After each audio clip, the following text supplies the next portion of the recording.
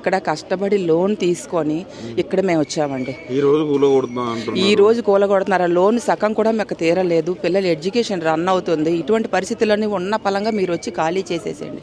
ఎటు పోతామండి? ఈయన నిర్ణయం వల్ల ఏంటంటే ఇంతమంది పిల్లలు, వందల మంది పిల్లల భవిష్యత్తు రోడ్డు మీద పడిపోతుంది. మేమే నిలబడడానికి లేనప్పుడు వాళ్ళకి ఏం చదివిస్తాం? వాళ్ళకి ఏం ఫీజులు కడతామండి?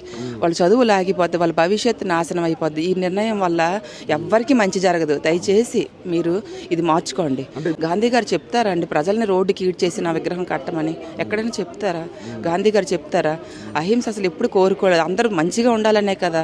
ఇంత మా ఒక్క అపార్ట్మెంట్లోనే 450 ఫ్యామిలీస్ అంటే ఎంతమంది సీనియర్ సిటిజన్స్, పిల్లలు, ఒక స్టాచ్యూ. మరి గాంధీ గారు అయితే చెప్పరు ఎంతమందిని ఇబ్బంది పెట్టమని. ఆయన ఉద్దేశం ఎక్కడా లేదు. కానీ ఈయన ఎందుకు అంత స్పెషల్ ఇంట్రెస్ట్ తీసుకుంటున్నారు? మాట్లాడతారు, మమ్మల్ని వెళ్ళగొట్టమని, వెళ్ళిపోమని చెప్తారు ఇక్కడ నుంచి. మేమైతే వెళ్ళేది లేదండి. ఏదైనా జరగనియండి, మేము ఇక్కడ నుంచి పోమంటే పోం. ఒకటే మాట, మేము ఎక్కడికి పోం, ఇక్కడ ఉంటాం. మమ్మల్ని చేస్తారా చేయనియండి.